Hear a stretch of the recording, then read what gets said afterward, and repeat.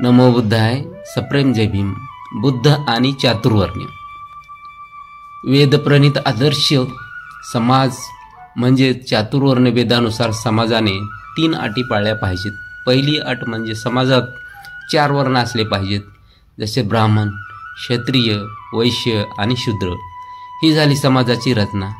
हे 4 वर्ण एकमेकांच्या विरुद्ध असले पाहिजे. जसे एखाद्या उतरणीत ठेवलेले 4 भांडे, याप्रमाणे वरील भांड्यातील लोक खालील लोकांची रोटी बेटी व्यवहार करणार नाहीत. प्रत्येक भांडे म्हणजे तो समाज. सर्वात वर ब्राह्मण यांची कार्यसुद्धा विभागून देण्यात आली होती. या चातुर्वर्णाची साखळी होती, त्यामध्ये सर्वात वर ब्राह्मण, त्याखाली क्षत्रिय, ब्राह्मणापेक्षा क्षत्रिय कनिष्ठ, त्यानंतर वैश्य हा क्षत्रियापेक्षा कनिष्ठ, हे तिन्ही समाज यापेक्षा सर्वात खाली शूद्र कनिष्ठ, अशी त्याची रचना केलेली होती. या 4 वर्णांची कार्य विभागून देण्यात आली होती. प्रत्येक वर्णाचे आपल्या नियोजित वर्णाचे काम केले पाहिजेत. ब्राह्मण यांच्याकडे अध्ययन, अध्यापन, धार्मिक संस्कार करणे, पोथी पुराण ग्रंथ इत्यादी वाचन करणे, लग्नविधी लावणे, धार्मिक विधी ही कामे ब्राह्मण समाजाने करावायची. त्यानंतर क्षत्रिय लोकांनी या शस्त्र बाळगणे आणि युद्ध करणे, म्हणजेच युद्ध झाले तर क्षत्रिय लोक मृत्यू पावणार, ब्राह्मण आणि इतर लोक यांचे संरक्षण देणार. त्यांना मरण आले तरी काही देणे घेणे नाही, जीव गेला तरी क्षत्रिय यांचा जाणार, आणि सर्वांच्या रक्षणाची जबाबदारी क्षत्रियावर सोपविण्यात आलेली होती. त्यानंतर तिसरा जो समाज होता वर्ण, तो वैश्य समाज. वैश्य यांनी व्यापार करावायचा. समाजाला लागणाऱ्या जीवनावश्यक वस्तू विकत घेणे, विकत देणे, हे व्यापार करण्याचे कार्य वैश्य समाजावर सोपविण्यात आलेले होते. हे तिन्ही वर्ण प्रमुख होते. आणि सर्वात कनिष्ठ समाज शूद्र समाज होता.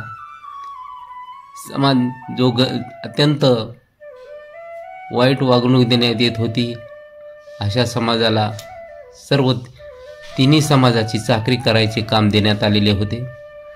गावातील मेलेली गुरे ओढून नेणे आणि गावात जाऊन शिळे अन्न मागून खाणे, त्यांना कुठल्याही व्यवसायाची मुभा देण्यात आलेली नव्हती. या तिन्ही वर्णाच्या लोकांनी जे कपडे दिले ते कपडे वापरायचे, आणि जे खायला अन्न दिले ते खाऊन आपला उदरनिर्वाह करायचा.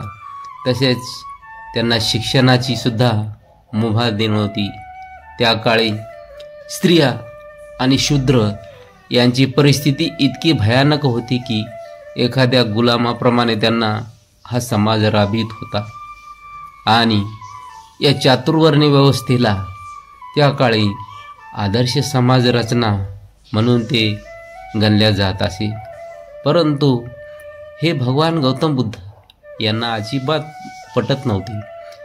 त्यांचा त्या चातुर्वर्णाला प्रचंड विरोध होता, आणि चातुर्वर्णाच्या विरोधात खंबीरपणे उभे राहणारे आणि विषमतेला आवाहन देणारे ते पहिले युगपुरुष ठरले.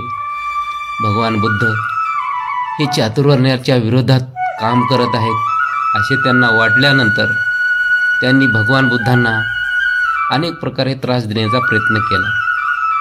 अनेक प्रकारे त्यांना विरोध केला जात असे, परंतु त्यांनी सर्वांना शांत केले. एकदा सर्व ब्राह्मणांनी मिळून अश्वलायन नावाच्या ब्राह्मणाला भगवान बुद्धाशी वादविवाद करण्यासाठी तयार केले.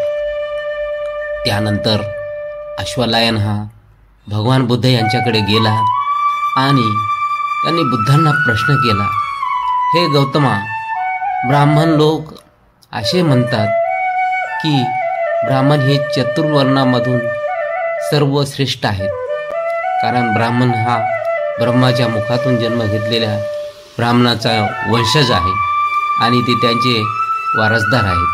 त्यामुळे ते सर्वश्रेष्ठ आहेत. आणि इतर 4 वर्णांपैकी 3 वर्ण जे आहेत, 3 वर्ण क्षत्रिय, वैश्य आणि शूद्र हे लोक कृष्ण वर्णातील आहेत. ब्राह्मण पवित्र आणि श्रेष्ठ आहेत, त्याबद्दल तुझे मत काय आहे? त्यानंतर भगवान बुद्धांनी अश्वलायनाशी सांगितले, हे अश्वलायन, ऐकून घे. ब्राह्मणांच्या स्त्रिया ऋतुमनी होत नाहीत का? त्यांना गर्भधारणा होत नाही का? त्या बाळांत होत नाहीत, मुलांना जन्म देत नाहीत काय? आणि एका स्त्रीच्या पोटी, तुझ्या आईच्या पोटी तू जन्म घेऊन तुला ब्राह्मण जे काय सांगत आहेत त्यावर तुझा विश्वास आहे काय? त्यावर अश्वलायनच्या डोक्यात उजेड पडला आणि काय बोलावे हे त्याला कळेना. तो निरुत्तर झाला. बुद्धाने त्याला दुसरा प्रश्न केला. तुला आणखी सोपे उदाहरण देतो, तुला पटते का ते पहा. जर एखाद्या क्षत्रियाने ब्राह्मण स्त्रीशी संभोग केला तर काय जन्माला येईल? 4 पायाचा प्राणी जन्माला येणार का मनुष्य प्राणी? हे अश्वलायन या यौन आणि कंबोज आणि यांच्या सानिध्यात असलेल्या इतर देशात स्वामी आणि दास हे 2च वर्ण आहेत.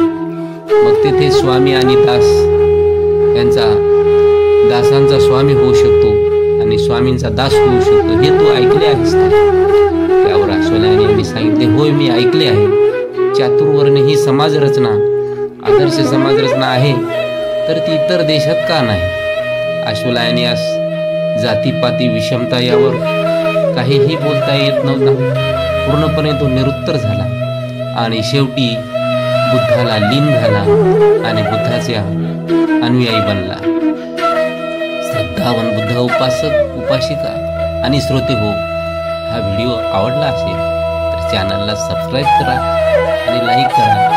असेच नवनवीन व्हिडिओ आपल्यापर्यंत पोहोचण्यात येतील, यासाठी धर्माच्या कार्यासाठी मदत होईल. धन्यवाद. नमो बुद्धाय. जय भीम.